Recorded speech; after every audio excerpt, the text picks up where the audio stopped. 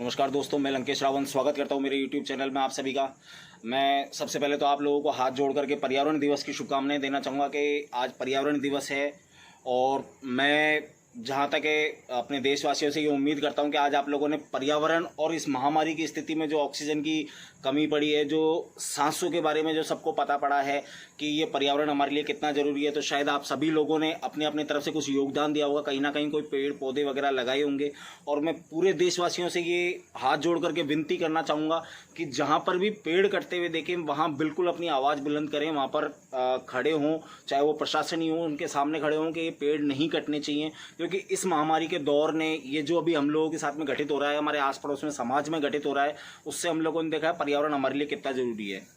तो आप सभी से यही विनती है कि पेड़ ज़्यादा से ज़्यादा लगाएं और पेड़ों को कटने ना दें। अब मैं आज आप लोगों से जिस टॉपिक पे बात करने के लिए आया हूँ, वो इस टॉपिक पे बात करने के लिए आया हूँ कि हमारे देश के अंदर चाहे वो कोई सी भी पार्टी राज करने के लिए आ जाए, चाहे वो बीजेपी हो, कांग्रेस हो और कोई पार्टी हो, सबका मेन उद्देश्य, पार्टी मतलब वो व्यक्ति जो उन पदों पर बैठे हुए हैं, जो उन पदों का कार्यभार संभाल रहे हैं, जिनको इस देश के संविधान को ध्यान में रखते हुए पूरे देश को चलाना है, मैं उन सभी व्यक्तियों के बारे में बोलना चाहूँगा कि सभी सिर्फ और सिर्फ अपने भविष्य और अपने वर्तमान के बारे में सोचते हैं। उन्हें जनता से कोई लेना देना नहीं है। इसका सबसे बड़ा उदाहरण मैं आपको बताना चाहूँगा। छत्तीसगढ़ के एक बीजेपी के पहले मंत्री भी रह चुके हैं, अभी एमएलए भी हैं, अग्रवाल जी हैं।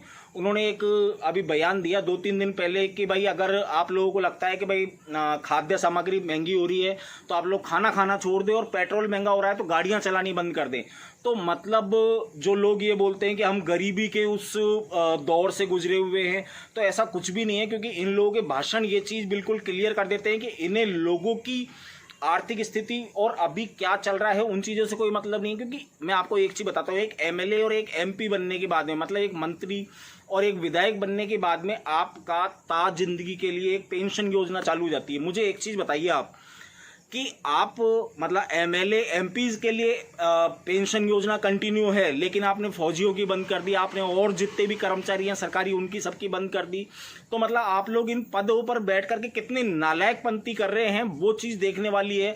और मैं देश की जनता से बार बार यही कहना चाहूँगा, मैंने इससे पहले भी एक वीडियो बनाया था जिसके अंदर देश की जनता से एक विनती करी थी कि इस देश के अंदर और हमारी स्थिति के अंदर अगर कोई सुधार ला सकता है तो वो हम लोग खुद ला सकते हैं। हम लोग जब किसी सरकार को बना सकते हैं, किसी सरकार को गिरा सकते हैं, तो हम लोग क्यों इन पार्टियों के बीच में पड़ करके उसके अलावा कोई ऐसे उम्मीदवार जो कि इस देश की भलाई, इस देश के हित में कुछ करना चाहते हैं, उन लोगों को क्यों नहीं ला सकते हम लोग सामने।